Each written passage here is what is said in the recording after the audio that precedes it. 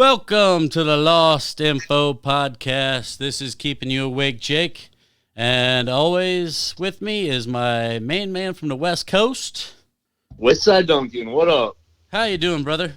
I'm good, man. I'm good. Just, still chilling in quarantine. Yeah, unfortunately, there's not a lot of sight in the future of that lifting, or if it does, not back to any kind of norm that we're used to. Yeah, well, I mean, it seems like there are certain states that are kind of starting to, I'm not saying that they necessarily should, but there are some states that seem like they're going back to normal a bit. But I live in Los Angeles, and so it may be a few years. Well, and the thing is, the part that I find confusing is that we have a split decision on half the states wanting to do one thing and half wanting to do the other. If this really is to the point of what they say it is, I think we all should be on the same page and agreeing on what we should do together instead of separately, and especially in between the Midwest and the East Coast and the West Coast. If you have states right next to each other doing two different things, the outcome's going to be the same no matter what. Well, I mean, at the end of the day, the things that make this country beautiful are also they fall into the same categories of some of the challenges that we're currently having as well, because when you have these very you have 50 states, and the majority of those 48 of them are connected to each other, and they're all doing individually their own thing. It does make it difficult for keeping that under wraps, because so if you didn't know, this case file is a guest file, and we're gonna name it the Awakening, the Great Awakening, and I'm going to introduce our guest, which we are very happy to provide to our guests. So if you don't have anything else, Duncan, I'm going to introduce. I'm super excited. All right. With no further ado, she has been an educator for 35 years. She's worked with children, adults. She's a music teacher and a voice teacher for 22 years, also a life coach. She has taught in multiple settings, public, private, and also religious. She is battling the world of manipulators and deceivers in the effort to be an eye-opener and a guide to the Great Awakening, a spiritual warrior and seeker of knowledge, a finder of information, Liz Meyer. Hello. Wow. How are you? That was a heck of an introduction, my goodness. I tried to provide the guests that are bringing their knowledge along with us with the utmost respect. I hope that I could do that. Thank you. That was awesome. I appreciate that. Absolutely.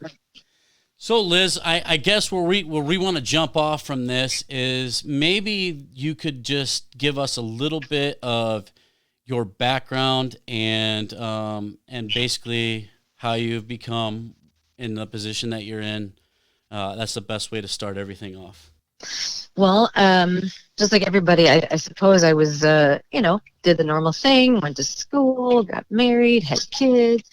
And then, when you have children, a lot of times you are challenged in ways that make you face things that perhaps you're avoiding, perhaps you didn't know they were there.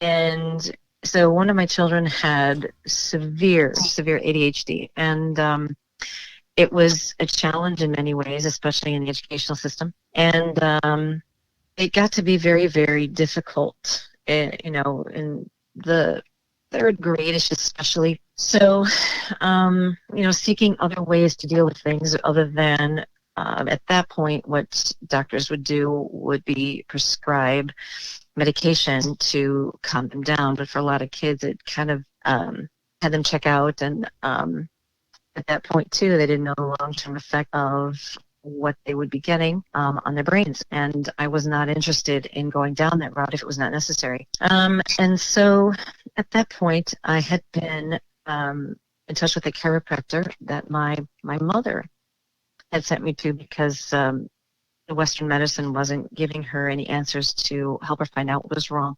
And this chiropractor nutrition person, his name is Dr. O'Brien, who is actually down here in San Diego now, in the West Coast. He turned my mom's life around with all of that. So she felt that he'd also be able to help my son, and he did. So, and what happened was there was a person he turned me on to for another child of mine who was born with a head that had, I guess if you looked at an aerial view, it looked a little bit misshapen. So that took me on a different journey where he sent us to someone who did craniosacral massage therapy, which I had never heard of before at that point. Wow. And so it turns out this woman had been a massage therapist for many, many years, but had studied at the John Upledger Institute in Florida. And she worked with her hands, and the best way he could describe it was there's energy that goes through her hands, and she can tell what's going on in the body without any, machines or anything, and could tell where there's blocks in the fluid, blocks with the plates in the head, because that's where he had wanted her to focus, because he would hit his head on everything. And it's very difficult to watch your child do that every night, right? Bang it over and over and over again into the headboard. Yeah. So anyway, he worked with her, and and he also was not speaking at this point either. And so, how old was he at this point? 2. He was 2. Okay. Mm-hmm. And so so the woman, her name is Pandora, and unfortunately, she's no longer with us. But she did work on him, and within 3 weeks, he started talking. And by the 4th week, he had already stopped banging his head. And he had been banging his head like literally every day, everywhere he went. When you say spiritual work, was it more of like a hypnotist getting into his mind, or? No, like it was interesting because at this point in time, I had no idea what quote unquote energy work was. And what she did was she could literally feel through her hands. And there's in the John Upledger Institute, what they do in Florida is they also work with the dolphins, because the dolphins were able to, and they came freely. They were not in captivity. So what would happen is whoever went through the trauma, whether it was like a car accident, whether somebody was born with an issue, they would be put in the water with the dolphins. And the dolphins, their sonic energy is like 60 times more powerful than what they can give you in the hospital. I've heard that. And there's machines now that can show you all the different things that is going on in the energetic bodies around a person, not just the physical body. And so the dolphins do that, and then when they come out of the water, the craniosacral massage therapists then work on them to continue moving the energy out and to help.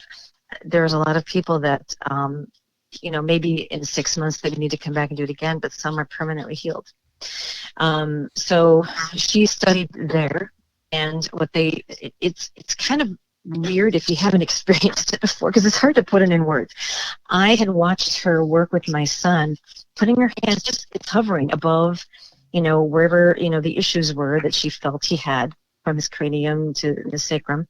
And it was like after she worked on him, he didn't look like he was in pain, because he really was experiencing a great deal of pain, which is why he would hit his head on everything. He would get like 2-3 teeth at a time, and he would never complain. He would never cry like the other kids did. So because he was just so used to this immense pain. So when she took that away, it was like you could see the calm in him after she was done working on him. There was one point where, because again, he's 2 years old, so you're following around trying to get him to do anything to not move. So basically he kind of was done with whatever she was giving him, and I had bronchitis at that time. So she's like, well, do you want me to work on you the rest of the time? And I'm like, okay. So that was the first time I experienced energy work.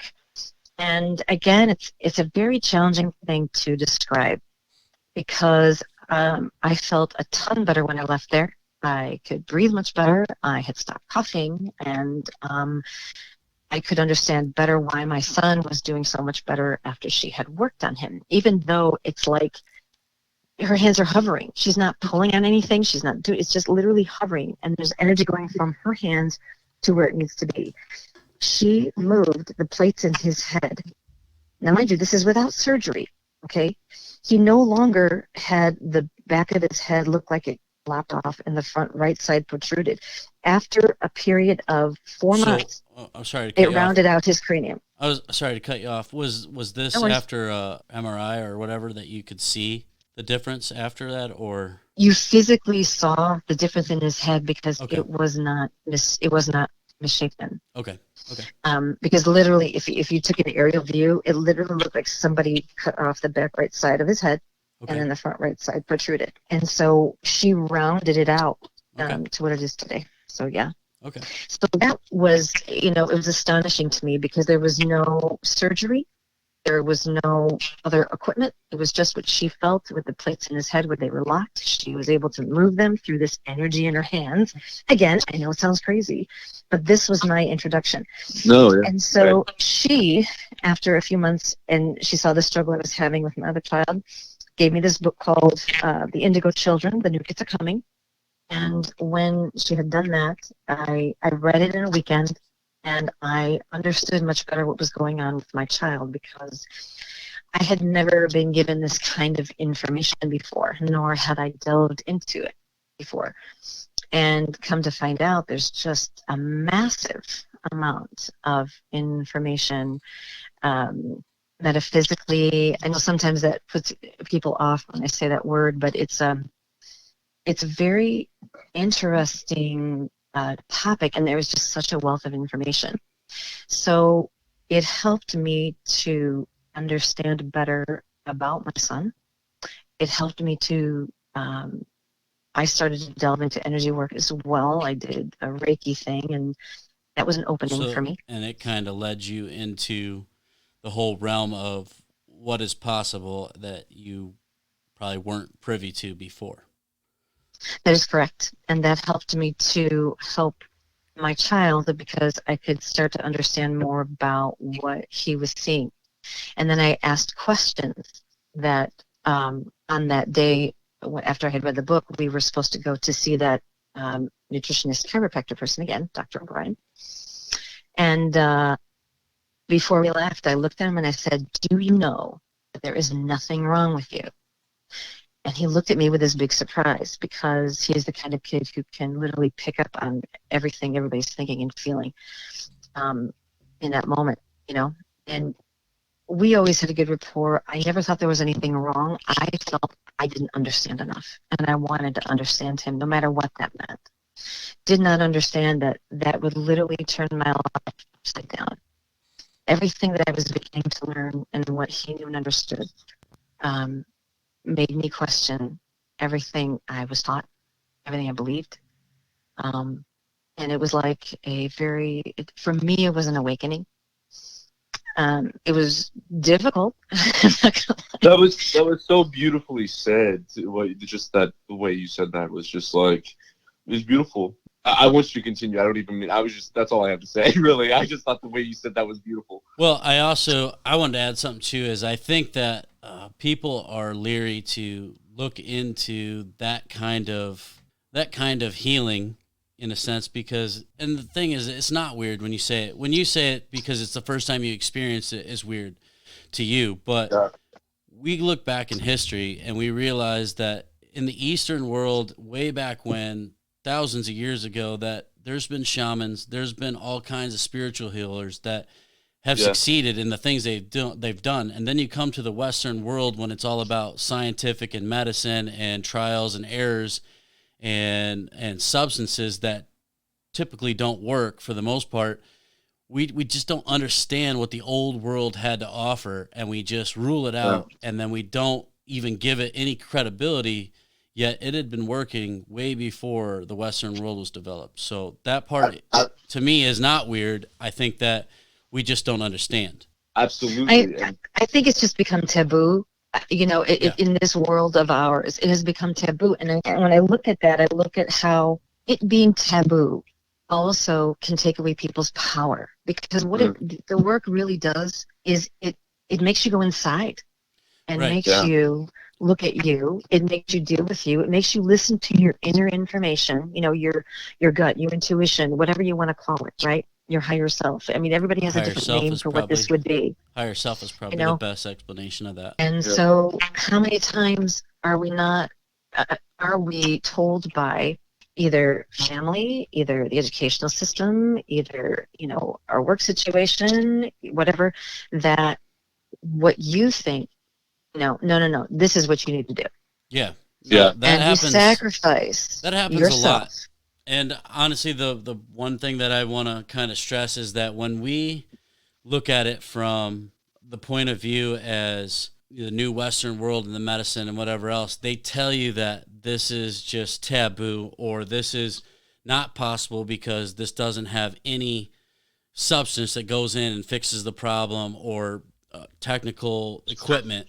And that I don't really believe, because it's the same thing they did with, just like saying the word conspiracy. When you look into a topic and you're going down this road of all these things lining up, they kind of veer you off with, this is conspiracy, don't look into this, or this is taboo and this isn't legit.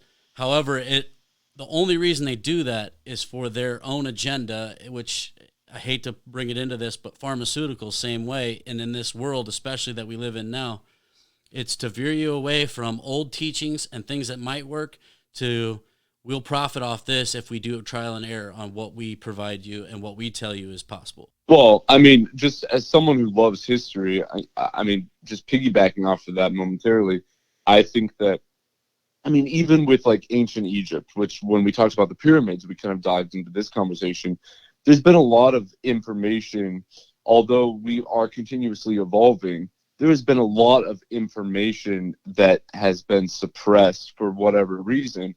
But I mean, I think it's hard to believe that you look at the pyramids that we still can't even explain how specifically placed that they were. Yet we're like, oh yeah, like it happened. Like, I mean, there's just we're quick to rule out everything other than the agenda that is told by what are called scientists, but they're all programmed in the universities and every education center that we've created. So yeah, when it doesn't go with what they say has been created up until now and their timeline that they give, it doesn't mean much. Well, people see what they want to see. Absolutely. So Liz, so when you got to this point of kind of becoming a little bit more understanding of how the energy and spiritual healing could work. And actually the thing about dolphins is they're a majestic creature. They're mysterious. Yeah. They're very knowledgeable. Yes, they don't have societies and technical advancements and communities and all that other stuff and vehicles. And they do rape. They do rape. Well, they what? They rape sometimes. They do like group rapes sometimes. Well, which you don't see that often their thought process is a lot different than other mammals, but I would say, and I think most have came to that conclusion, they're one of the smartest mammals other than humanoids, but obviously they have a different understanding of just this world and the universe, because I've heard a lot of things about dolphins, even in captivity, the trainers that have dealt with them. They come out with a whole different understanding of this creature, which just like, ones that are maybe not as intelligent, horse trainers do the same thing. They come out and talk about the very essence of their spiritual connection to them, and that it's definitely not what we view as intelligent creatures, but when we gauge that, it's not necessarily based on what we've accomplished more than what their actual, connection to the universe is. Right, and their natural knowing of, who and what needs healing, and just freely coming to take care of it. And the thing is that, and I know I forgot to mention this, is when I told my son, after I read that book, The Indigo Children, New Kids Are Coming, I said to him, when I said, there's nothing wrong with you, and he looked at me in surprise, and I said, some of these kids can even see colors around people. Like, there was me going, okay, and like, no. And I'm like, okay. So then we started to go through what the different colors mean as people were walking down the street, and then we passed a cemetery that you're talking about auras, right? Like I am talking about the aura. Yes. Okay. I mean, I granted, when you're dealing with the auras around a body, and now there are machines that are able to show us these. Yeah. So when the the book had talked about that some of these children saw colors around people. I said this to my son, and he said, "Oh, I can do that, can't you?" He literally looked at me, and this has been an assumption. At this point, he was 9 years old. I had not known the kinds of information he had access to, and this would make sense why he had a difficult time focusing. So then I asked, after we passed a cemetery where my grandparents were buried, and my grandmother had passed kind of recently, maybe like 2-3 years. And I said, "So can you see the colors of people who've already passed away?" And so he says to me that, "Oh, this time, oh, she's blue. She's going to be a boy this time." And I'm like, I had never spoken to him about reincarnation, about anything metaphysical whatsoever. And he's starting to talk like this, and I'm going, "What's going on?" So then we had gone to the appointment with the chiropractor. On the way back home, I was asking other questions. I'm like, "Okay, so can you see, other lifetimes? Can you see other?" So then he would start to tell me about other lifetimes I've had, if I was married or not, what country I lived in, how many children I had, if I was divorced or not, what did I bring from that lifetime into this lifetime. I was like dumbstruck. I you know what I mean? I mean, here I am from a family of immigrants from the old country, who made it through World War II, who made it here. I'm first generation American. I was, raised in old country values, a staunch Catholic, all these. And here I have a son telling me these things. So that's really pretty. That's pretty mind blowing. Yeah. Just just because when you think about it, and honestly, you get this from a lot of stories that children in particular are a little bit, in my opinion, a little bit more sensitive to the veil of what our reality is, or what we understand is our reality, that they can actually peer through it just a tad bit better than adults that have been programmed to not believe it. I know. If a little kid ever said, like, anytime a little kid says they have an imaginary friend, I'm like, yeah, you do. Like, I mean. Well, yeah, I actually was more inclined to believe it the more research that I've done in my later life, realizing that all these stories that come from a youth point of view has more pinpointed some of the things that we just can't even fathom. So I think that is awesome. So do you think that maybe she was indigo child? Is that what you said? Well, at that point, there was Jen Tober and Lee Carroll had written a book called The Indigo Children, The New Kids Are Coming. Yeah. And which are the same really as star seeds, right? Okay, so at that point in time, that is the only thing that was out there. And then what started to happen was, it dealt with in the auric field, the indigo color starting to show up. Now, mind you, there's a lot of different layers to the auric fields, and there's a lot going on there. So that would be like a whole other thing. But the bottom line is, at that point, that was the only book that was written about it. Okay. And it was later on, after they started to see some other colors come in. So then they talked about rainbow children, then they talked about crystal children, and then they talked about the star seeds, and they talked about, so there's all these various things happening, all these children coming with this different information. In your opinion, are those different, or are those in the same category, but just deemed different? They all have different, in my understanding, and what I've seen is they have different jobs. So you had the children that came in, and you had such a surge of ADD and ADHD at that point in time. So what did we do? We shut them up with medication, right? So then people didn't listen, right? So what happens then? Then comes autism. There was a spike in those times, by the way, which... And it has not stopped, and it continues to, and the schools are not ready to handle what is going on with that, because there's so many. Plus, what are they going to do in society when they, like around at 22 or something, they no longer get funding from the state, especially those that are really far on the spectrum. Yeah. So anyway, we didn't listen. So now it's no longer, they were there to fight, to say, hey, it's time to wake up, and we have to change. We have to change how we treat ourselves, how we treat each other, how we treat the planet. We cannot be a it's all about the money, because it's not. Yep. Yeah, well, just not unfortunately, about the that money. is the way everything is geared. I, in particular, was very, I would say, interested in autism.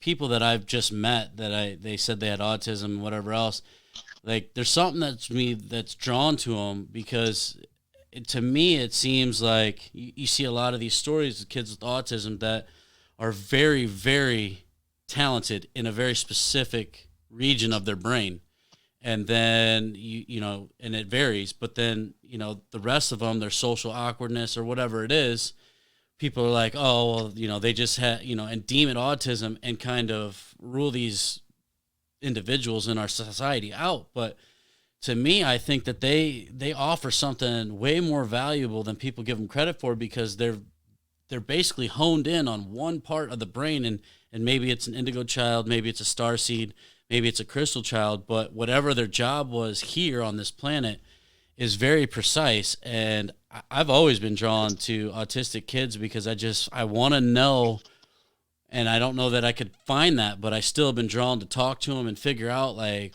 what makes you click, and Well, it's very different for everyone, and that's the part of it, that they interact with the world differently. The what we consider important is not necessarily important in their world, and there's this connection that they might have with their surroundings that that we don't deem as, we as, like, I'm talking about the collective, don't deem as important, or they're broken, or there's something wrong, but the issue is that there's not an understanding, right, and there's not an emphasis put on that what they know and understand is important.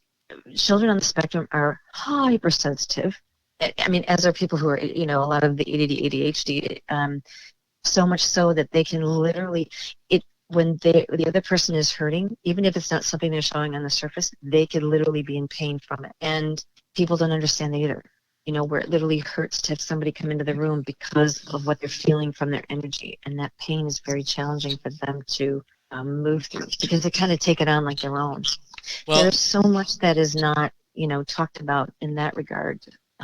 well, I was going to say, I think you can, if you actually pay attention, and you're not just ruling them out as not capable of interacting with society like, other people. I think that's very prevalent to see that they're very sensitive to areas that most are not. To me, personally, I think that the areas that we need to focus on are the areas that they're very talented and evolved in that others are not. Like if you see, there was a guy, I think on America's Got Talent or whatever else, that played the piano and sung, but you could tell he got into a world. And in that world of music and vibration and sound and what the message he was trying to achieve, America's Got Talent gave him the platform to do that. It touched everybody in that stadium. So yeah, I think oftentimes don't people, when we approach something new, a lot of people don't necessarily ask, what can I learn from this? And I think that is always an important thing to do, is like, we see who fits into our society from a way that we choose to view our society. That benefits the and society. And the society we're in, that is driven towards money and cooperations and paying taxes and working jobs and going and doing your own thing. And that society doesn't have a place for people that are more sensitive and evolved in positions of humanity growth. And I believe that those are the star seeds, the indigo child. And I think that autism and all that falls into it, because there was a huge spike when they said that there was a huge rise in beings coming from, and I know a lot of people don't agree with a lot of this, but beings coming from another place. Your soul doesn't die. I think a lot of people believe that you move on to another place as far as their religions and what they're told. But if you've really studied yourself, people around you, you know that when people say that, yeah, he's an old soul, it's a saying because it's a real thing. It's because something about them shows experience and knowledge of the past or beyond. I definitely believe that's true. when you and I have talked about this before, Jake, about, just the ideas and whatnot of reincarnation and et cetera, it's always been hard for me, even though that wasn't the environment I grew up in. I mean, growing up, I don't think I ever knew anybody that would be cool with the idea of reincarnation. I mean, growing up in Oklahoma, that's not even something you would talk about, and it's funny because as I got older, I just had so many experiences within my own life, and also just seeing people. I mean, I remember even as a kid, like just feeling, I was like, gosh, I know this person, like the first time I ever meet them. And in some form or another, whether it be energetically, whether it be other dimensions, whether it be, our energy is, and we see it even just in nature, what is right in front of us. It is always, something dies, it goes into the ground, and it is a part of coming back as something else. And we see that throughout all of our existence, yet there's so many people that are just completely shut off. And the programming, I've talked about this with some of my family members. They're talking about their funeral and whatever else.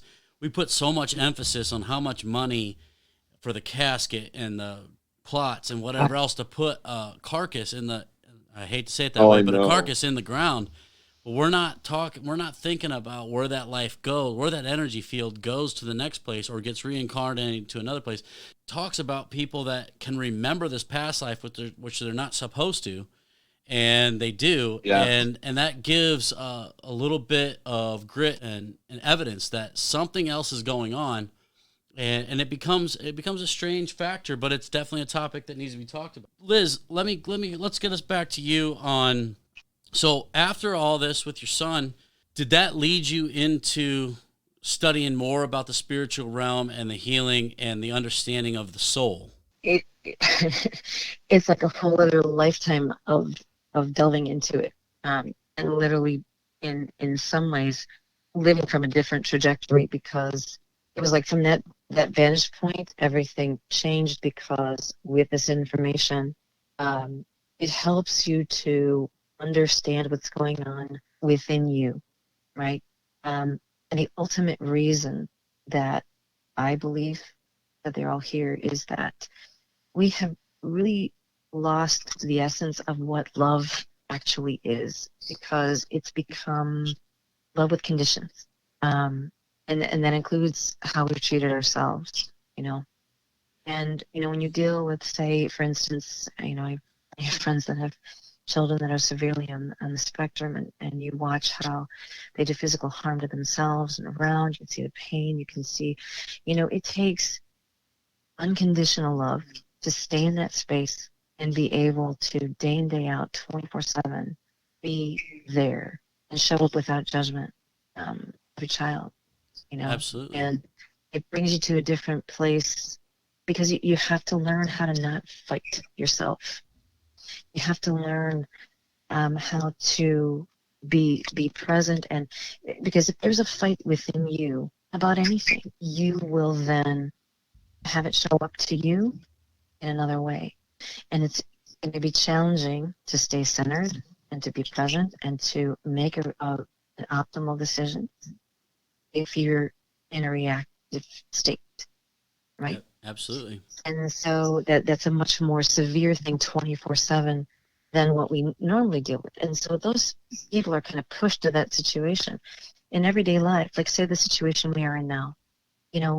We as a whole have not been necessarily paying attention to what's going on in the world, what's going on in our inner world. And now we have so much time, for many by themselves. And what do you do in this situation? It can be lonely. It can be depressing. It can be a time of great fear. But there are other things going on. Mm-hmm. And when you delve into what's really happening right now, how am I going to show up after this is done? Who am I going to be? What am I going to do in the world to be a steward for, say, the planet, say, for other human beings? how do you stand up actually for yourself? Maybe that's something somebody hasn't done. Love Yeah. and unity. We're not going to get anywhere by fighting. Everybody always talks about fighting, and in this world of We've built this. polarity, As you say, we built this duality. war, or this world on war and divide, and it's basically the greed. They say greed conquers all, and it's the root of all evil. Which I think the greed leads to power and control, and the power and control leads to that. What you're saying, and to what I'm getting from you is the great awakening that we're talking about.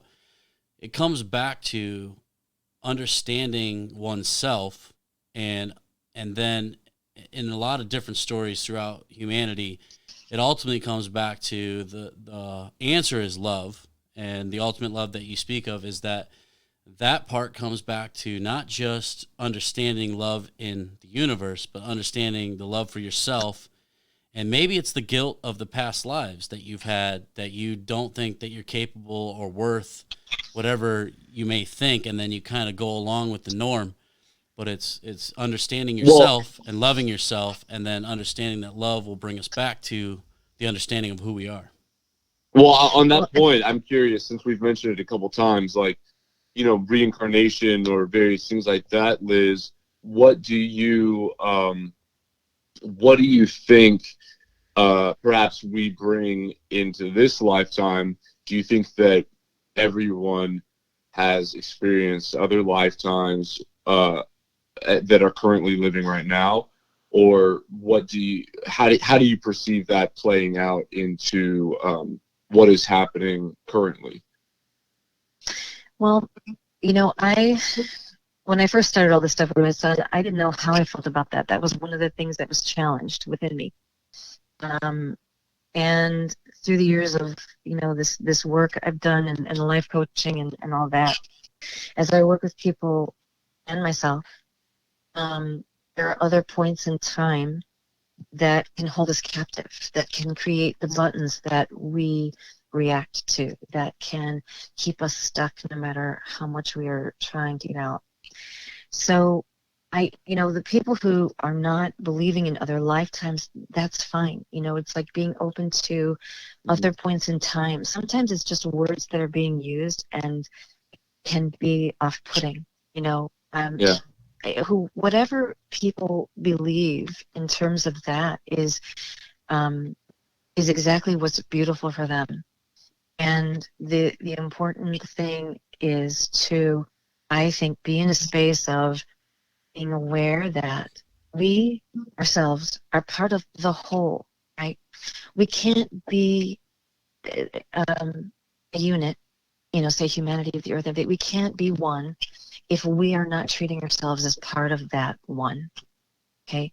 So as we learn to go inside and we learn to love ourselves, now that's a process, okay? If you're the kind of person where that didn't happen for a majority of your life, it's a lot to shift into being able to do that. It is a process. It's not going to happen overnight. Yeah. And it's okay, because it really is about the journey and that you're in the process of. And it's very important also to live the way our world is structured. Everything is about a schedule. Everything is about, this has to happen, this has to happen, this has to happen, as opposed to what does it feel is optimal right now, right? Our world isn't set up for that. And so this time is giving us that opportunity to be more present to what are we feeling right now? What do we need? Maybe something transpired that you don't even know what happened, and something blew up. And maybe you just need some time to let that process and let the dust settle so you can pick up those pieces when you're ready. So you might need to do nothing. You might need to spend hours or days on a video game. Thank God for Animal Crossing, right?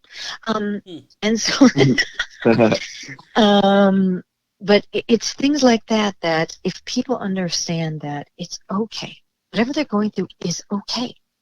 They need to meet themselves where they are, however they believe, everything is still possible.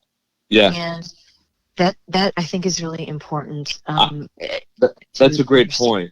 That's a really great point. I mean, even within this whole coronavirus quarantine thing, like, even for myself, I've had to catch myself at times being like, I mean, because I know there's obviously things that we are all feeling, and doubts that we all are having, and questions, and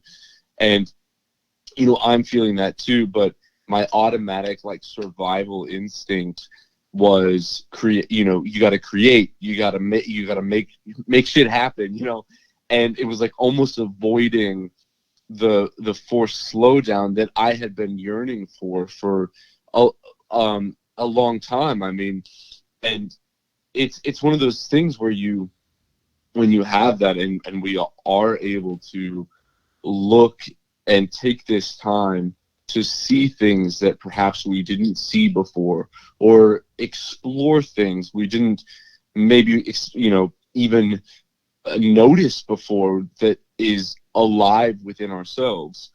And I think that this is the perfect opportunity in our human history to do that in a collective way.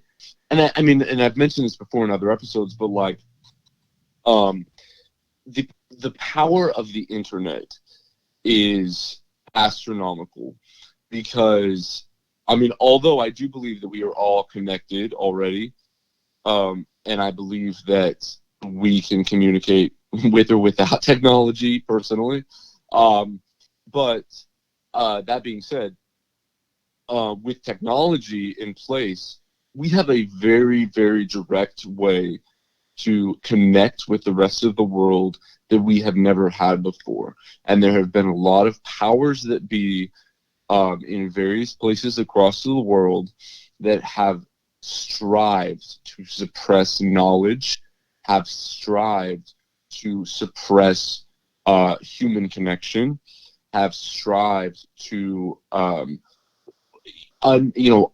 push away our understanding of the collective, and the one, like, I mean, look at there throughout hundreds and hundreds and hundreds and thousands of years, probably, there has almost always been a war taking place somewhere in the world.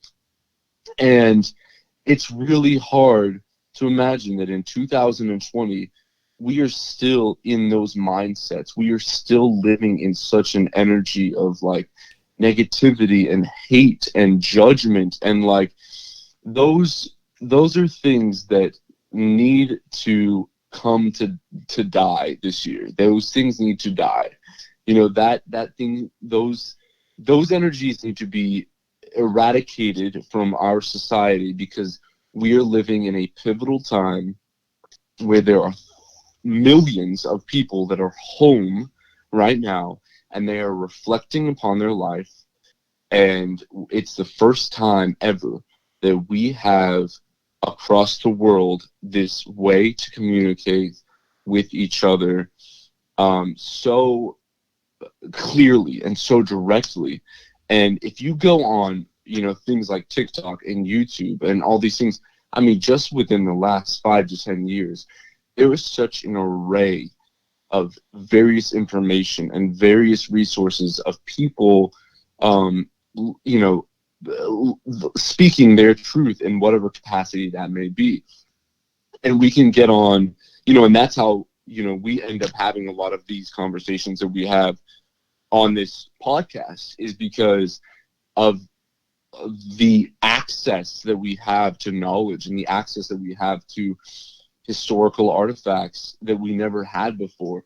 And I think that if we truly examine those things and we truly look at all of that stuff, it points, I think, very clearly to at least be open-minded to the fact that there is something bigger than us taking place.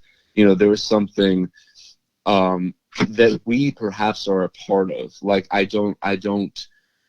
it's very hard for me to believe that anyone can look at life as a whole and believe that to be a complete and utter accident. I think that what you're saying, it hits home with me, because no matter what, if people want to believe in the conspiracy of what's going on or what this world is doing right now, and we're confused and this and that, this time is very privileged to just being information, being open, that we can still talk freely and say what we want to say and communicate with each other to get an understanding amongst the people instead of the media and whatever else that's been driven. And before, this day and age, it was just what is getting driven in your newspapers, whatever else, what your politicians are telling you. So this part does become very important, because I think it is a time of awakening, because not only are you getting in this in particular pandemic a time to reflect on yourself and who you are with your family and who you are as a person, but you get to reflect on, where do I come out at the end of this, and what do I want to do, knowing that this is possible, that this becomes a way larger scale of pandemic, that we don't get to see anybody out in the public, and maybe it all has to be over online podcasts, YouTubes, TikToks, whatever else. It almost becomes like a battle of the social media, all the bad and stupid pranks and all this and that, that's fun and dandy, that people are getting famous off. But it also becomes, maybe this is a way of life that comes out, that we can talk to each other, communicate with each other, and understand where we want to be at the end of this. And I think that there's a lot of silver lining in this if you take it. Well, at the end of the day, we're all human, and we need to remember that we're all human, and we need to remember to look for, what is reflective in someone else. Where do I see myself in other people's lives? When I look in somebody's eyes, what is it that I see reflected back on my own life that I can examine, and I can feel, and I can see that connection, not only between us, but also within deeper parts of myself that I haven't yet perhaps explored. Absolutely. I really think that, for me personally, it seems like this is such a time of bringing people's personal empowerment back, with what society, what education, what government, whatever they deem as important and doesn't resonate with a person. How many things do we do in life that we do because either we were told this would be the best way to go, and we took it on as our own belief system. We're doing things that don't necessarily resonate with us, but we feel like we have to because we're trapped.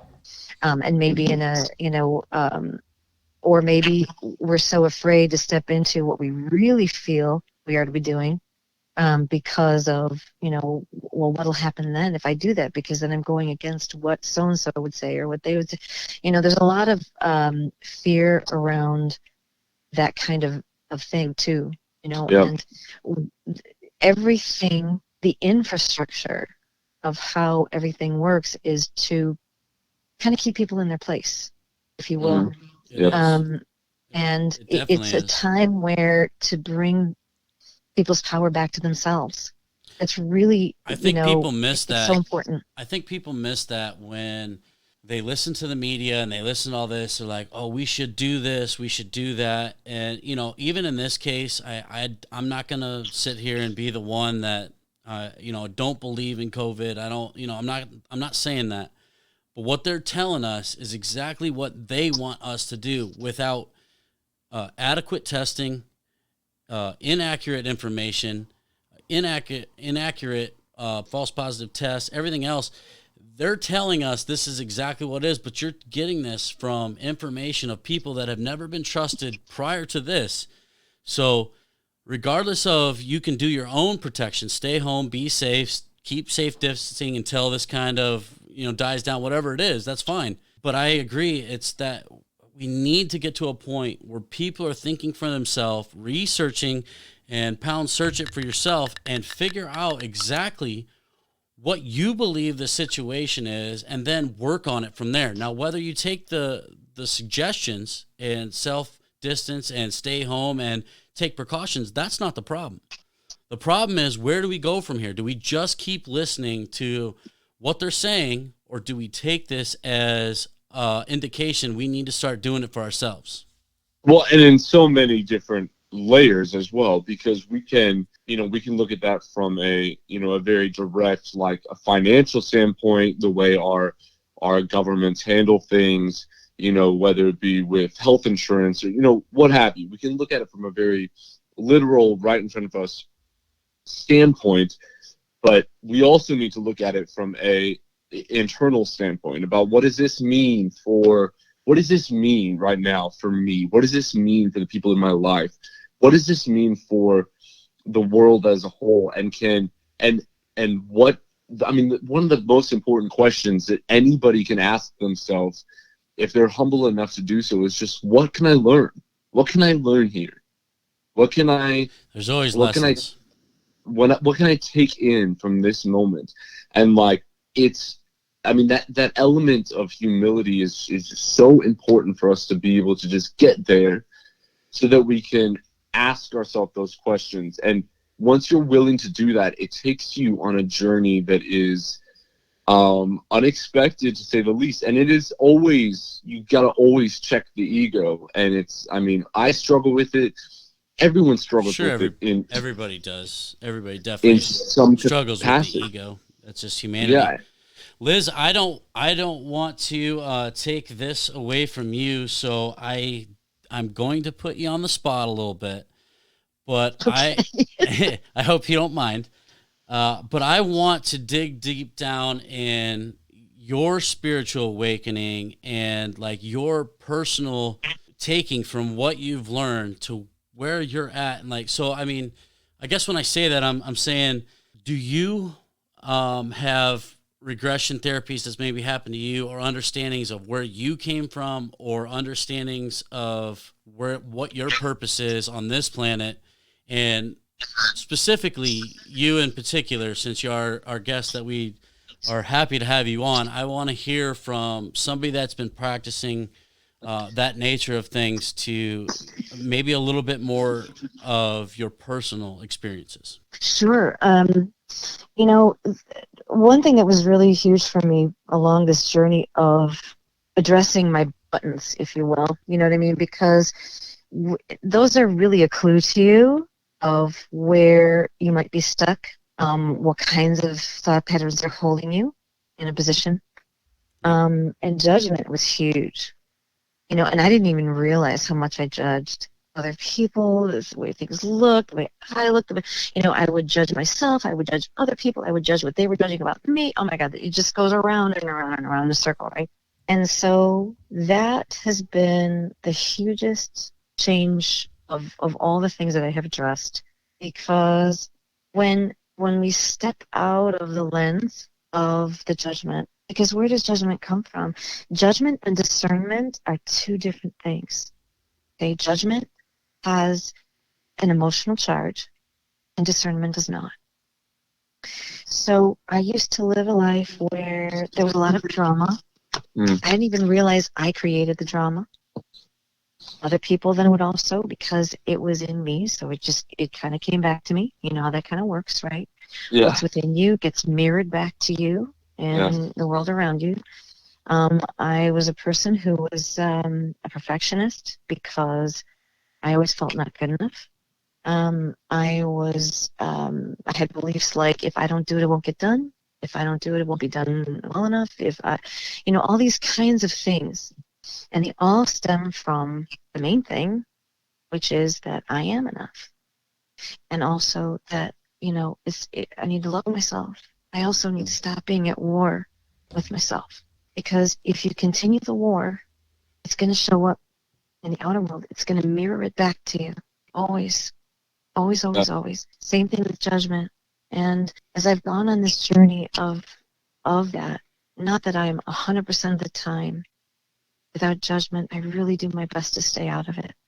And that's why I'm saying whatever people believe and whatever works for them is perfect, because we all have our different journeys and we all come from different perspectives for a reason.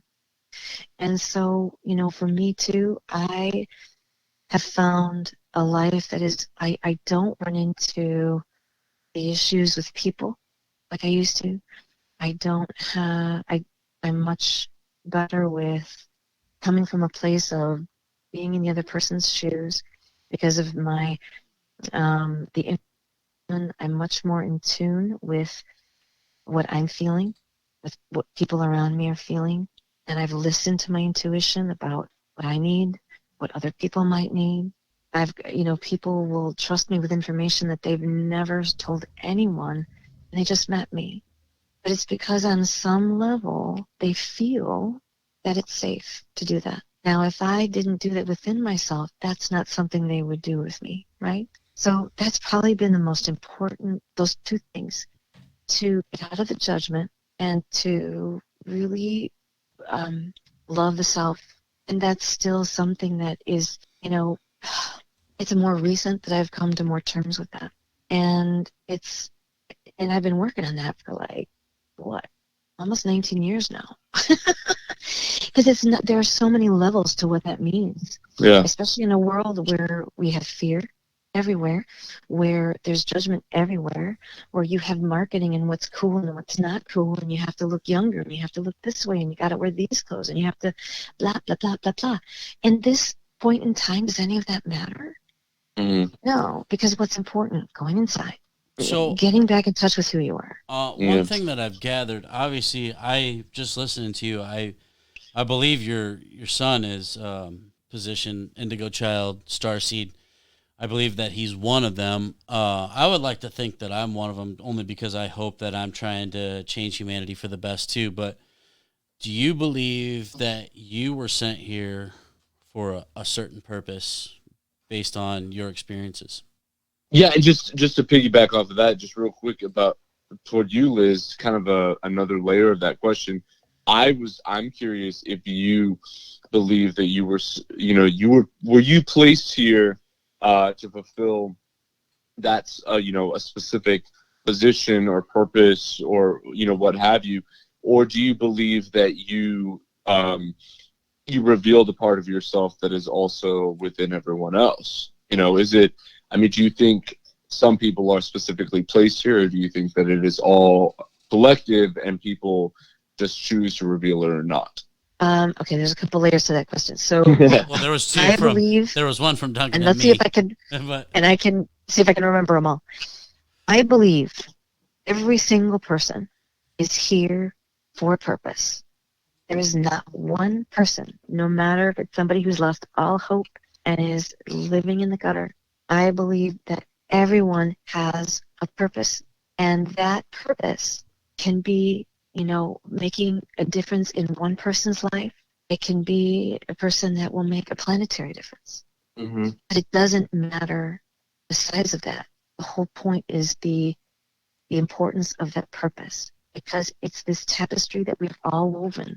If we do come from the standpoint that we are all connected, that we are all one, everything we do, even for one, benefits all, because it's coming from that place of love. If it's in integrity, if it's in alignment with your higher self, your soul's purpose, your heart, however you word what that is, everyone has that. Everyone. It doesn't matter how much other people judge someone that they're a loser, that they're worthless, that they'll never amount to anything. A lot of times the people who are the black sheep in the family, those are the ones that hold the most light. Mm-hmm. Because they're the ones who literally are taking all the blows for all the people around them who don't understand what they're even doing. But they're strong enough to handle it, even though in the moment of going through that, it's traumatic. And so there is always choice. When you're younger and you're within a home and there's only certain things that can happen because of your age, because of, financial situations, because of, there's any number of things. We can still always choose again, especially when we get a little bit older, understand the world a little bit differently because of our experiences, and we might be able to have more autonomy. So we always have the option to choose something different so that we can have another outcome. A lot of people, though, choose the same because even though they may not like it, they know how to navigate through it. That made me tear up, Liz. That's very true. Yeah. It's very. I guess my question that was answering the wide range of all the gauntlet of questions we threw at you. But like in particular, I guess I'll speak on my behalf. So I don't know much about. I've never done an age regression. I've never done any of that. The being I think I am. I would like to think that I've came to my own conclusion on studying, and I know people are going to give me a lot of shit. The Lost Info Podcast at gmail.com. You can comment, but I've always thought that I was a star seed from, and I like to think Pleiadian star system, that I came as, what a star seed actually is that you volunteer to come in to help this planet Earth progress in a better way and give information and spread information. I've always done similar type of things, all the way back from when I was a kid. I started a nonprofit and I just tried to do the right thing and project a certain persona that I have about me. So with that being said, I was wondering, do you believe, or have you, I don't know if you've done an age regression, or do you believe in anything of that nature, you coming from a place of your understanding or an age regression that maybe gave you a little bit more insight on what you're doing here and your perspective on how you are trying to bring forth the greater awakening? Yes. Well, in the early years of all of this, because this is a journey I've taken for the last 19 years. My first experience being, with Reiki, and then it was a big portal of information that I didn't understand what I was seeing, and it took me about 3 years to find a place where I could start taking classes.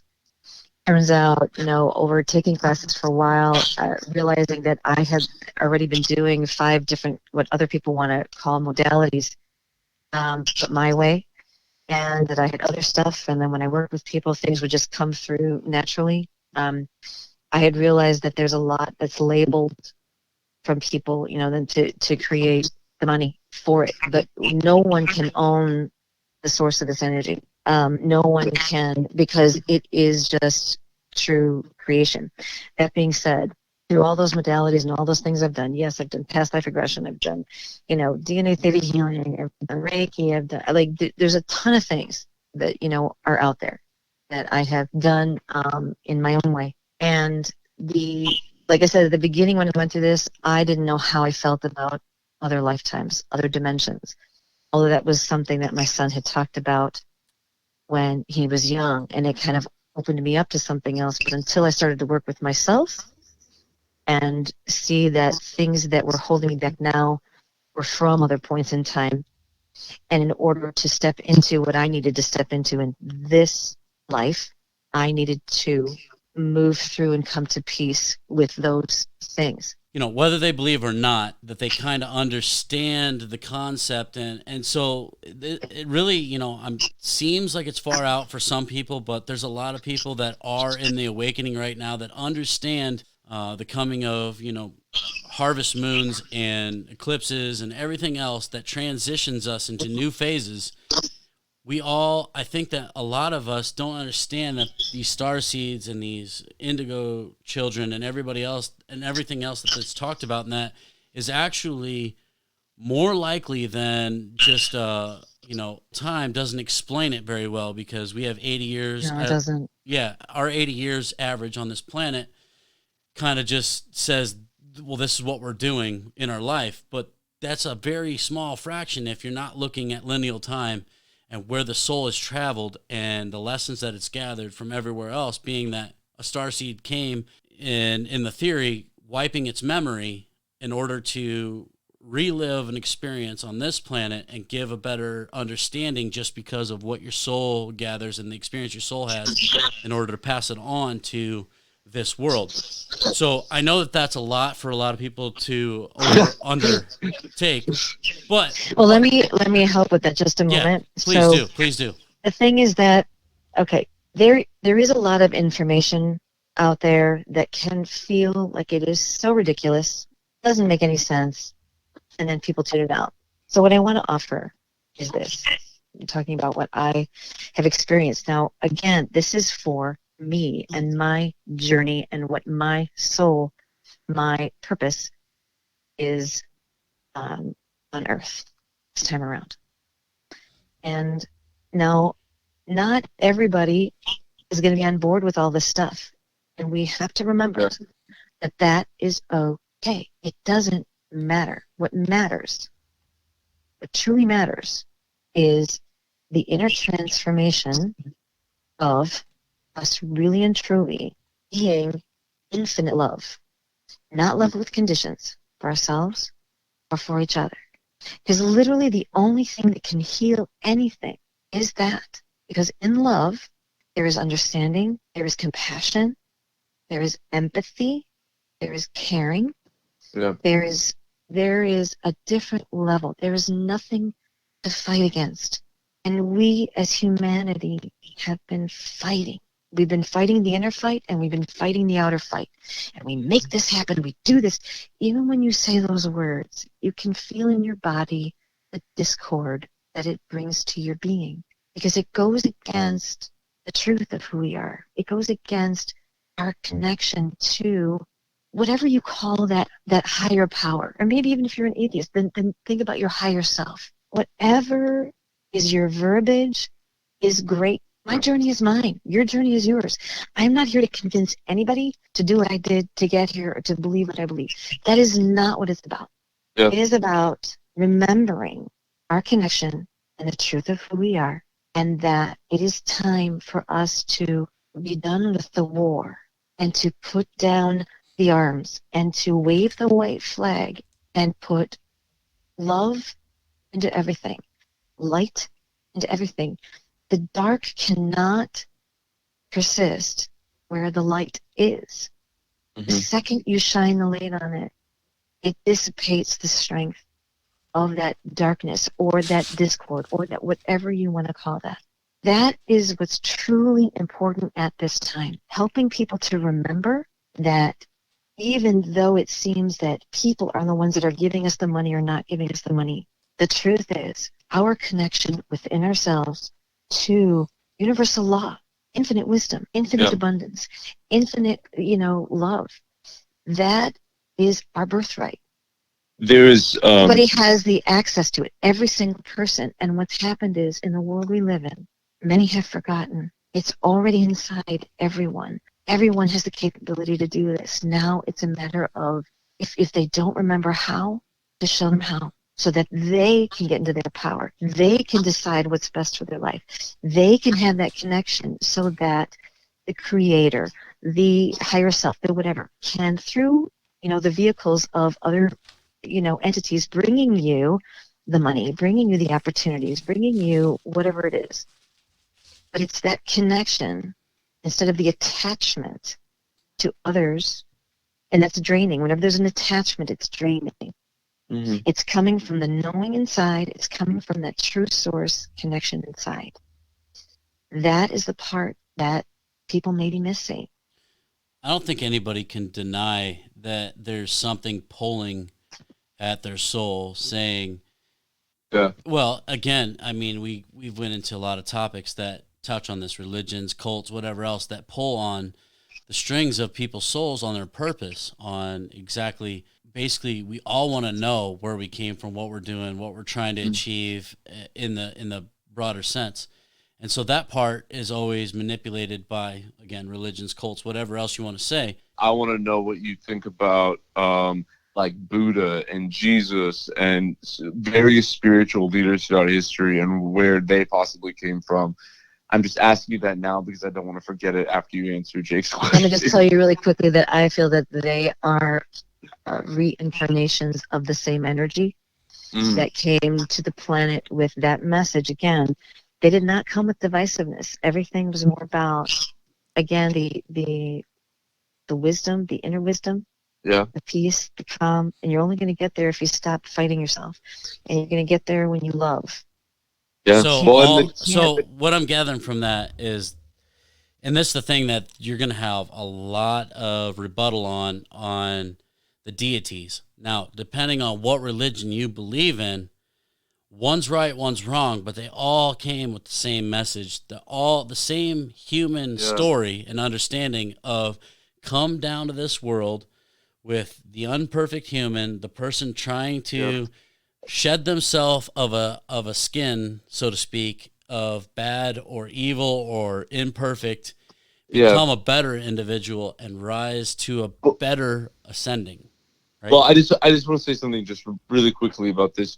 I mean, even Jesus said, whatever you do unto others, you are doing unto me. And I think that includes judgment. So when we look at other people, oftentimes we take even that phrase from the Bible into consideration, and various religions have very similar, terminology, but that includes all aspects of the way that we perceive other people if it's not coming from a place of love. So if we're looking at these people with judgment, say you believe in Jesus, you are looking at this person in judgment, then Jesus is saying that is what you are also doing to me. You're judging me. Whatever is you're sending out to someone else, if it's not stemming from a place of love, it is not right. Anyway, that's all I have to say. I mean, I just wanted that. No, I agree. I just think that there's a big divide on, if you're listening to this and, say you're Christian, you're Buddhist, you're whatever religion you are, you're coming from your point of view rather than the whole picture. The whole picture is deities have came, just like Liz had mentioned, and it's an energy saying this is the better way to be as a being. Shed yourself of the bad and the corrupt and whatever the original sin, whatever you want to say, and then ascend yourself as a better being, I think is a collective humanity story over all the religions. Even I was talking about Scientology, like the story's crazy, but he took a story of humanity and then made it unique into his position, that L. Ron Hubbard, which makes it believable because it's humanity's story, but it's the details in between are wild and crazy because they're his. His story isn't far off from humanity's story. I truly believe that, all of religion is really man-made. And the bottom line is that inherent through all of it is the spirituality, if you will, or if there's a different word you would use, but that it's what ties everything together. It's the truth behind it. You could use, Christianity or Catholicism to kill people in the name of, God. But if God is infinite love, that would not be a choice he would make. There's always choice, and there's always ways of perceiving things and bending things to go to your belief system. And so, I have, in the way that I look at everything, everyone's belief, everyone's religion, or if they're an atheist or whatever that is, there are reasons there in they believe that, and it serves them, and that's all that's important. This whole thing of telling somebody they're wrong, it's like we live our own lives. We don't even know our own journeys half the time. There's nothing for us to say about somebody else's journey, and how they came to that. You know what I mean? I believe that if we came more from understanding, people would listen to each other more instead of throwing things back and forth with, well, that's this and that's it. You know what I mean? People, if they take in information and then from that information they decipher it and they go, well, I've taken that in and this is how I feel. This is my intuition. This is my feeling on it. And that's where they go with it. And there is no right or wrong. And everything is a vibration. You have things that are a lower or higher frequency, depending on what you're doing. The more you're in integrity, the higher the frequency. The less you are in integrity, the lower it is. So is there good or bad? Well, in a world of polarity and duality, yes, there is.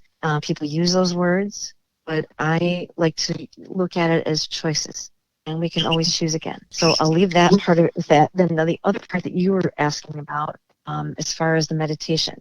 I'm also super ADD. If the time I was younger, they had that label around, I would have so been ADD. And for me, when I first started all this stuff, I could not sit and meditate to save my life. I would even put on a timer in the kitchen, like for 5 minutes. My brain would not shut up. I couldn't. It was so hard to ask me to sit still to do something like that. But it was also an excuse for me to not go inside, which I did for a very long time. And so little by little, and by, practicing, I could start to quiet myself a little bit more. I started to learn about things like, so here's an example. I had just learned at that point about that we have spirit guides, we have guardians, and if you think about it, like when people pass away, right, and people talk about how they got a sign that their loved one like did something, left a message, left a sign, or there was a smell of their perfume in the room, or you know what I mean, like they're with them. Yeah. Okay, that idea. So that we're not here by ourselves. We have guides and guardians. We have Creator. We have all these things. This was new to me, and I had gone to somebody to tell me a little bit about mine because I didn't know anything. So I was told that one of my guides is her name is Little Raven. She's Native American. So he gives me all the details about her. 2 weeks later, my son, the one I was telling you about before, did a lot of sleepwalking. This time, when he did sleepwalking, and it was the next morning he remembered, he was saying that he had visited all of our spirit guides. It was the first time I heard him talk about it. Mm. And he literally described mine to a T. He said, she's hovering above your head, about a foot above your head, and she has her arms crossed. She has a feather in her hair. She's got the braids coming down, and she's, wearing like an Indian outfit. And so he's telling me this. And I had not said anything to anybody about the spirit guide thing because I thought people would think I was crazy. So it was interesting for him to see mine, and then he also described the spirit guides for the rest of the family in addition. So that made me kind of go, maybe there's more to this than I. So then I had learned about that we can have a master protector. We have a guardian who has never been incarnated on the earth plane before. And there's a lot of things different people say. We incarnate with 47 guides and guardians, and 7 of them at any given time are stepping forward depending on what phase of your journey you're on. And there's a lot of different things people say. So I just on that, I have a question, because so if you come from another planet, are you also could you also be a spirit guide, whether it be at the same time on a different realm, or whether it be at a different time and perhaps a different lifetime? My understanding is that we don't have all of our spirit, our energy, our essence, our soul, whatever you want to call that, with us, because we can be in multiple places at the same time, and we have a lot. So we bring with us what we need for whatever we set up before we came here. There's some really fascinating books too on this subject if anybody wants to read. So And I get visuals. Like some people are more feelers. We all have different kinds of intuition. We feel, we know, we hear, we see in our mind's eye. Some people smell, some people taste, some people touch, and then they get all this information. So depending on which of those, and they call them clairs, clairvoyance, clairaudience, all those things. So depending on which clairs are more present or are more utilized, those are stronger. So that's where you start. And then you can strengthen the other clairs to continue getting more information and clarity, and to continue on your journey. Now, for some people, this is not something they want to do. They believe in God and they pray, and when they pray, miracles happen because they're still connected. The whole idea is to just be connected to that truth, to that energy of the universe, that power that can bring you everything. There is no limit. And so the important things, no matter what you believe, and all the stuff I say, people can say, that's a crock of hooey. That's fine. The bottom line is people are connected, and everybody has a different way of achieving what that is. And whatever that is, there is no wrong and there is no right. My way is not the right way. Somebody else's way. It's what's right for me. And that's, again, it's very important to understand that there's nothing about this to be divided. There's just, this is what's worked for me. If it resonates, or if there's something in there you want to learn more about, here. And then it's planting some seeds, throwing out the crumbs, and then if something is interest, then that person can delve in farther, But there is no mudslinging, and however people make that connection is what is right for them. There's no judgment, any of that. Just like if people, want to call me names or think that I'm crazy, that's fine. I'm doing my life. I'm doing what I know. I'm doing what I've been led to do. As crazy as it is to actually be on this podcast and actually say it out loud. It's Yeah. easy to do when I'm just by myself in my house and my family understands how I work, and it is what it is, But to actually say it, sure, there's going to be people who think I'm not. Well, and you're not the only, but, I think sometimes we segregate people when we hear them speak their truth, especially when it's newer information.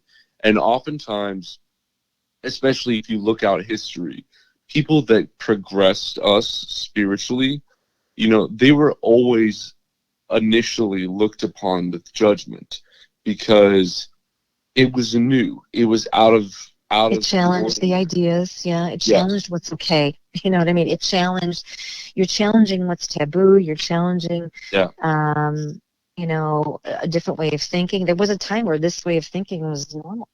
It's just that we've come to this disconnect, especially in the Western world, from ourselves, from really getting so caught up in the doing, and then you almost don't have time to enjoy the fruits of your labor because you're always doing, and you can't just be and enjoy, the house and the this and the that you have, and, everything's always taking care of this and taking care of that, and there's no balance.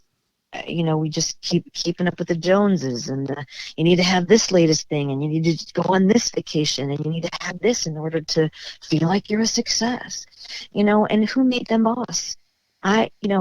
Those levels of success, and what other people deem as success, those things are great. And there are people who have a lot of money that are amazing people. It's not if you have money that you're corrupt. That isn't the truth either. There is always an exception to whatever blanket statement is said. Always. Absolutely. Because it is not the truth. There is still choice. Everybody's an individual. You can't blanket. That's like saying, we're trying to put some kind of a handbook together for kids, especially those who are on the spectrum, for instance. You cannot compare one to the other. There is no box to put them in. Even going off what you were saying about the money thing, I have such this weird, spiritual crush on Oprah. For some reason, I've been obsessed with Oprah for a long ass time, and Oprah. I think she's amazing. You get a car. No, I'm just kidding.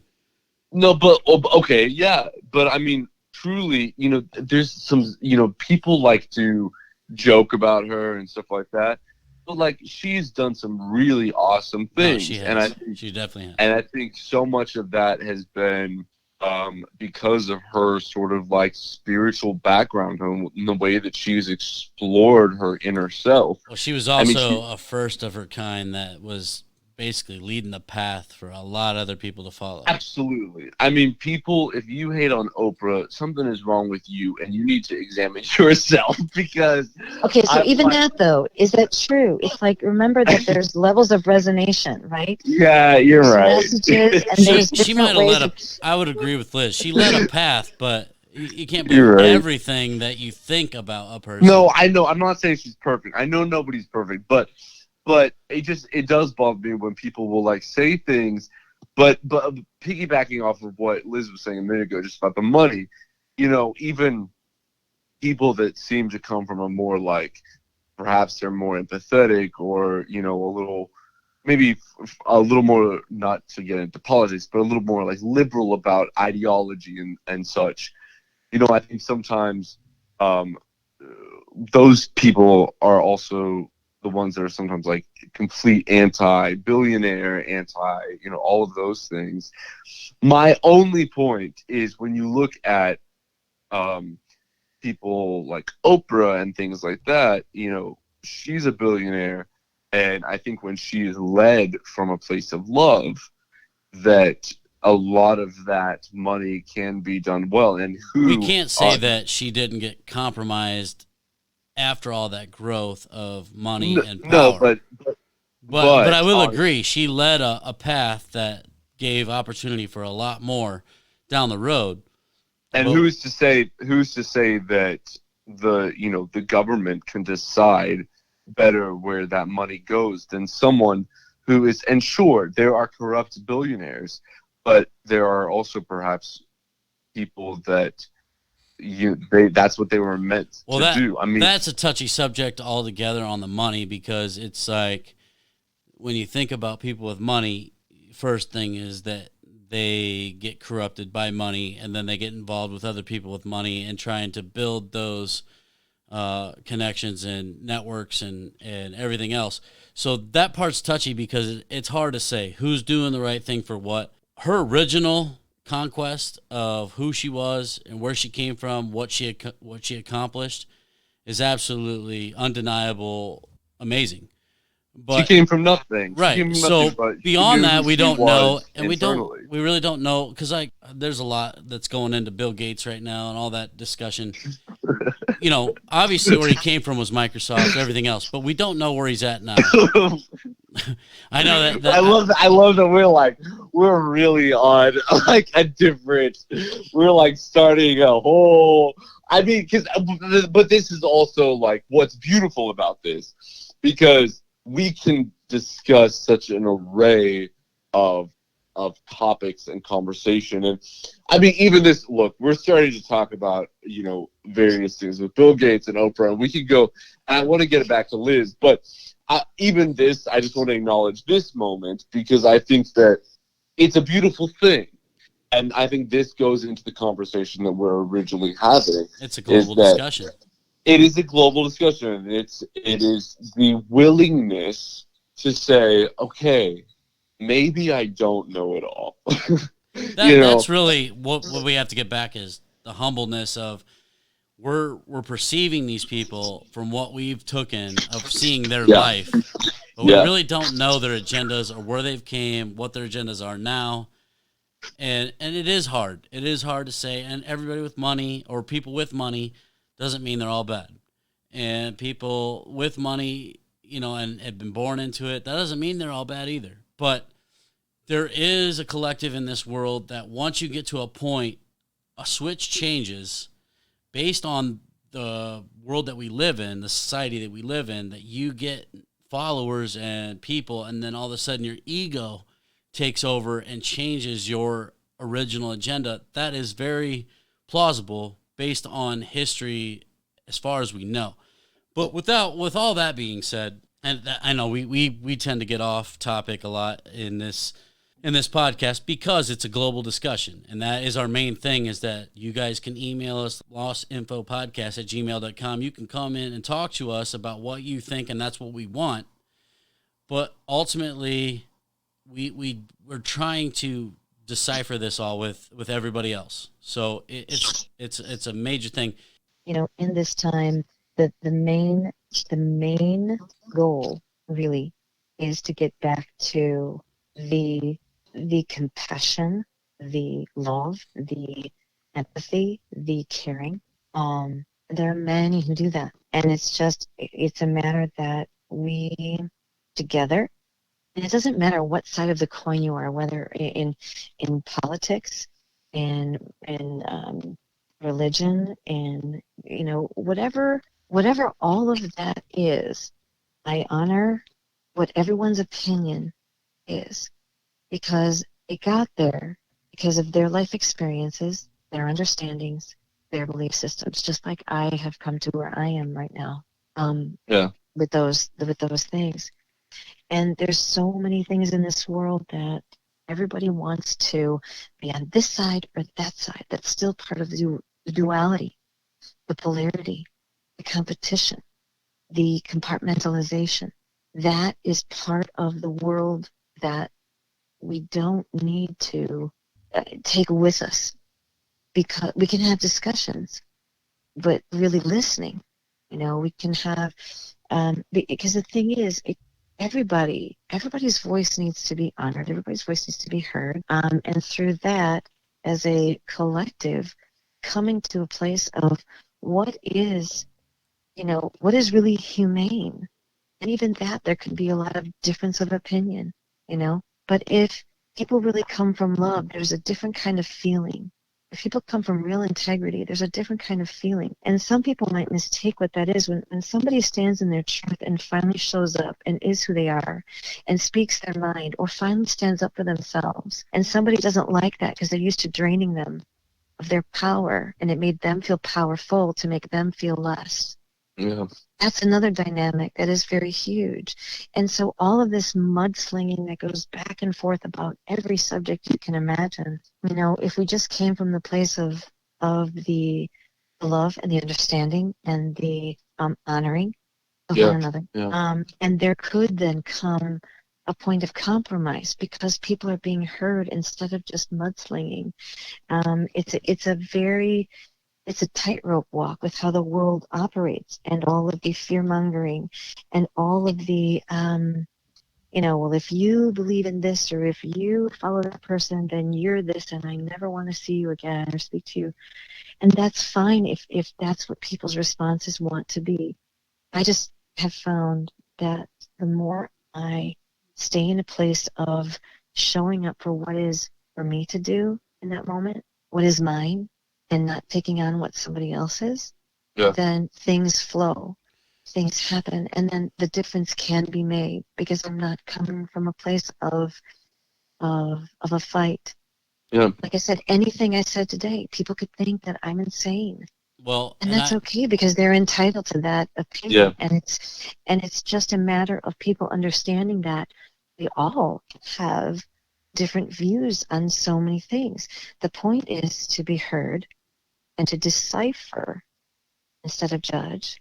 I invite people to decipher instead of judge so that you can come to an understanding and have a discussion by which then, compromise and ultimately can then come. And ultimately, and I agree, and ultimately this is the Lost Info podcast. That's what it is discussion.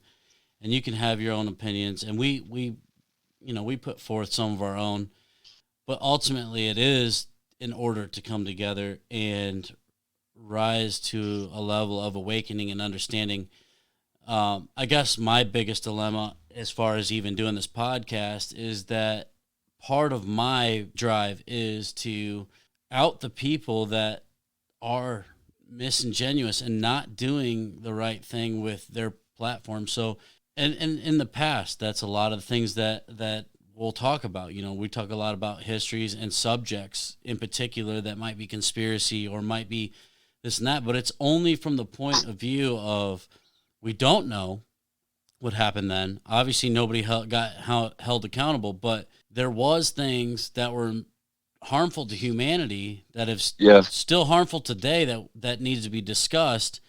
And yes, there's a lot of people that, whether what they do or don't do, we shouldn't judge. And I agree with that. It shouldn't be about a judgment, but it still should be looked at as where do we come to the next point on not letting somebody get to a point where they're basically letting or manipulating the judgment of every other person in the realm of media, whatever else that gets portrayed to them as this person was doing good or this person was doing this and this to get us to where we're at. We have to not judge, but at least understand that we can't go back down this road over and over again if we're going to get anywhere. Well, I agree with you in a couple of ways, but I also think, though, that we collectively choose what reality we are stepping into. And so, personally, I mean, this is just my personal opinion. So I think that whatever you are continuously choosing to look for, you are going to find more of. So if we're always looking for the bad, we will find it. But if we choose to look for the good, we give power to it. So that is something that I agree on that. Well, I'd like to interject too, because what I said does not mean that I'm talking about being complacent either. Okay. When I say that about the listening, okay, it's listening with ears that are open. But understanding in the moment when it's time for you in your own self, when is it time for you to stand up? Stand up to others who have always oppressed you. Stand up to things that are happening in the world that are making permanent changes for generations to come. Standing up for, but this again doesn't mean that we are complacent. I want to make that really Yes. clear. No, I wasn't. We stand up and we show up to do what we came to do. And even if that feels challenging to someone else, if you're coming from a place of that centeredness, the calm, and you are in integrity, and you're if someone else takes it on as a challenge that you're challenging them, that could be their inner struggle. Yeah. Because they have an agenda. They might have something else for a reason to keep doing this and oppressing you, or oppressing, the general public, or, ravaging the planet, or, so there is time to stand up. But again, that's part of the knowing yourself, stepping into your power and doing what you came here to do, and knowing in every moment when it's time to take action, when it's time to be and listen and reflect, and then step into what comes from that. So I just wanted to.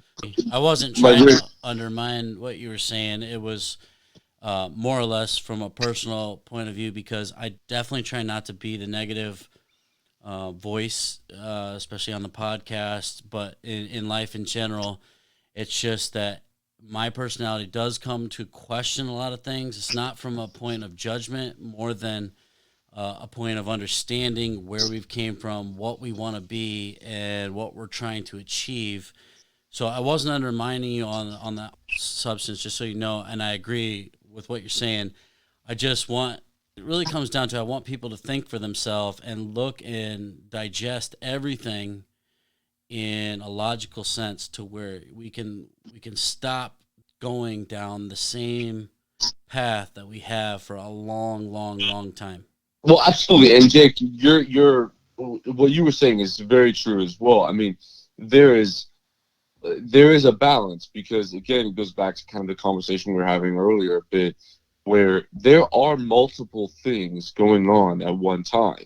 So just because we may be aware of a greater collective of what may be, taking place on a deeper spiritual level internally, but that does not mean that we stop calling out the things that are happening directly in front of us as well. So whenever I said that, I didn't mean to step on what you were saying at all. I mean, it was just sort of a different a different angle, because I think that both. It was discussion. It was just a back and forth discussion. Absolutely, and that continues on, because I mean, even within this conversation, there have been a few times where I felt myself kind of like catch my ego, Yeah. and that's what it's going to happen.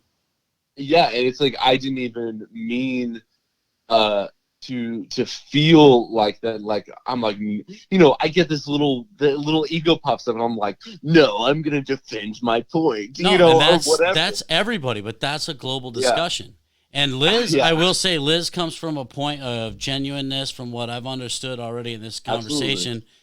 That is very general, but what she's giving you as the fans that are listening, it's not wrong advice, because she's not really even coming at an angle that we are, maybe more specifically me and Duncan, but as it is love, and we do have to find a way to get back to that. No matter what we believe, we have to get back to that. I want to just add on really quickly that with Liz, what she's talking about in particular, no matter what you believe, is a good thing to strive to practice within your life. Because even if you just, you're a complete atheist, you don't believe in any, you don't believe in anything, you just believe it scientifically, choosing to follow the peace and trying to love yourself more. I mean, it very clearly affects the body. So no matter what it is that you believe, everything affects us in various ways, whether it be physically, mentally, spiritually, relationally, emotionally, it's financially, it is still, if it's good for you, it's good for you, no matter how deep you want to get into an idea or how your experience is your experience. What you're trying to achieve is very important. And I there's nobody on this planet that can say that you're absolutely wrong. Now, should you research, should you study, and should you pound search it? You should. But the point being, and I think this is a great global discussion that we had, because we come from a couple different points of view. However, we don't disagree with each other. We're just trying to put our own points of view and perspective into the conversation, which is very important that we have that.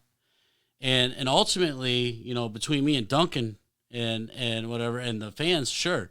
But Liz comes from a point of genuine, knowledge of human beings. Like, ultimately, it's your experience, what you're trying to achieve, and we got to get back to love. We got to get back to understanding each other and communication without hatred, whether what you believe or not. So I completely agree with her.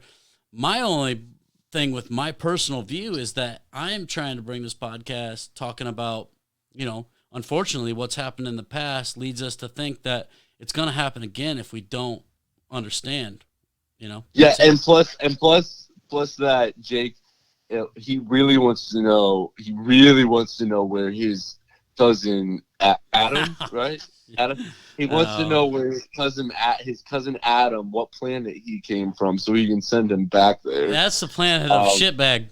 His fuck Adam. Oh man. But well, there's the love. Okay. Yeah. So this is going to be an ongoing thing for all of the podcasts, 'cause I think it's in every one of them. But we did talk about a parallel universe, and I had mentioned a joke on you never believe atoms because they make up everything. It so happens that I had a cousin, Adam, that is a piece of shit, basically, and literally everything he says probably is made up. So it comes from a real place, but it's been an ongoing thing that I don't think we can avoid now. Yeah, so now you just gotta listen to every episode, and then you'll catch on to the jokes that we continue on as we go. And those are the what makes the podcast genuine, because eventually we'll probably have a T-shirt that's gonna have a picture of an atom and says "fuck atoms," and I think that will trend. But nonetheless, it is a global discussion. It is from different points of view, but it's not disagreeing with each other. It's finding our commonalities in talking about it and transitioning where people have come from, where, you know, especially with Liz, I think that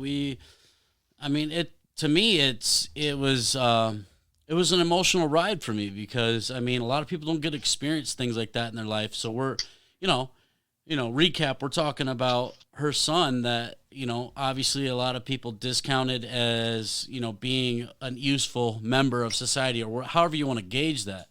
Yeah. And like she said, money, all that doesn't gauge a human being. But what she gathered from that gave her insight to a new world, a new understanding. And that's important, because I think we've lost that, not only in just from her life story, but our life story as far as humans. And I think it's beautiful coming from, not to throw any ages on there, but like coming from someone, for me personally, who's from a different generation, that's like from a lot of my, parent age generation. There's a lot of people that age I personally have struggled with, because it feels like there's like this awareness that is lacking. And so to me, this conversation was beautiful in so many different ways, and talking to Liz, it has been beautiful in so many different ways, because it, not only have I learned from this conversation, and it's been humbling, and there's so many great angles of it. But even with that, there was an element of like, again, we are all human. And so, there's some people that even remind me of like a parent figure in any capacity I really want to like shove in a corner and like, lock the door. Like and it's, sometimes I fight against people of that age. I think our listeners know that things that you've said, Duncan, on your past, that, you've came from a pretty rough past, opposed to a lot of people probably listening, and that is admirable to me, and Liz is as well. As you telling your story is admirable to me, because you're giving people a perspective in this global discussion on perspectives on who you are as individuals, and you're giving a bit of yourself, which is really kind of, it's actually more profound than people think, that you're giving a bit of you that you're not given to most people, and that already you're leaving yourself vulnerable, and you're leaving yourself in a position for people to comment and whatever else. But that's not the point. The point is that your vulnerability is the biggest asset that we can have in a global discussion, is that people leave themselves vulnerable in order for other people to understand different perspectives. And I do appreciate all that from Duncan and from Liz and all of the guests that we'll have in the future, in the past, all in together, because the global discussion doesn't come together unless it's a discussion globally or from multiple points of view. So I do appreciate that. I mean, in any form, if you are someone who is a seeker of truth, that is something that is admirable, and so if you are in any capacity that you're coming into that, if you have even just a little bit of willingness to say, maybe I don't know, I don't know it all, and I'm trying to find, what is the truth. That's an admirable quality, and anyone who is in that position, it's admirable.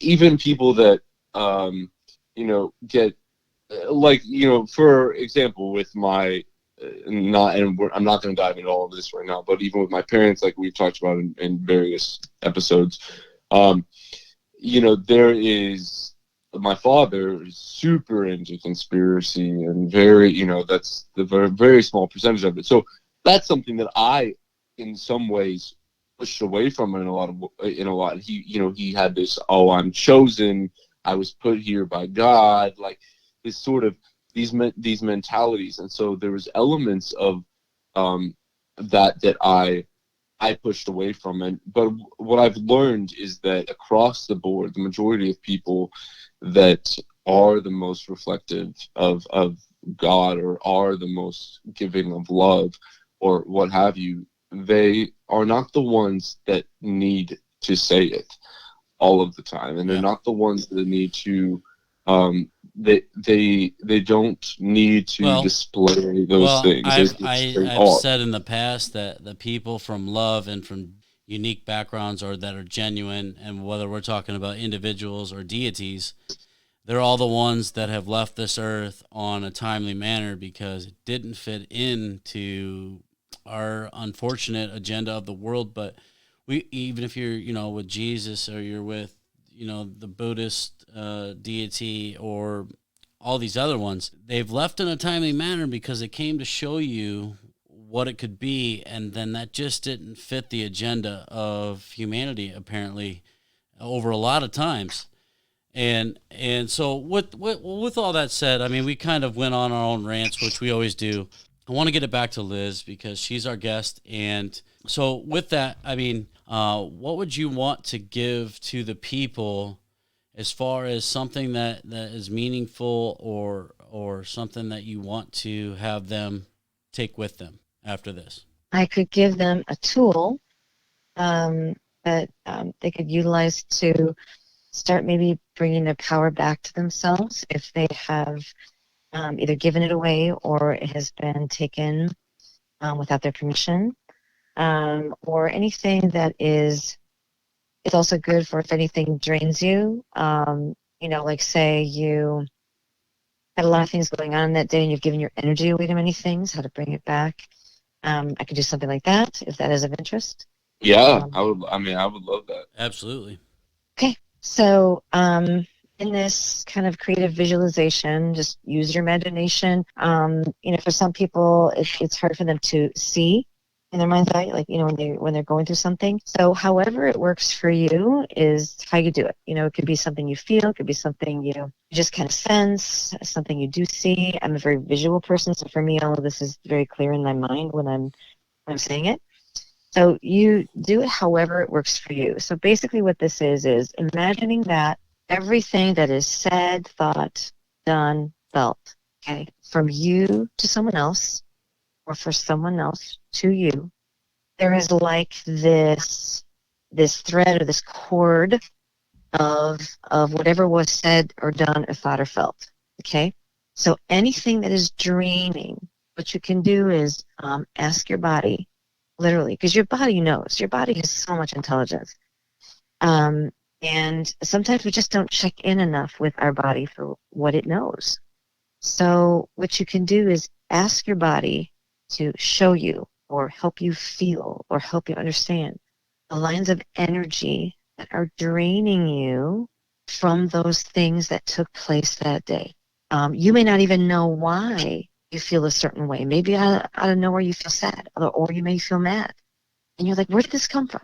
Well, when we think of someone else, and it may be, with malice, it may be with anger, but it can also be, with love and with kindness, whatever that is, if it's something that is more along the lines of something sad, something angry, or something fearful, that's going to be a drain on how you feel. You know how people talk about, that person drains me, right? Have you ever heard people say that, or have you said it yourself? Yeah. Okay, so what they're talking about draining is like their energy that they feel in their body.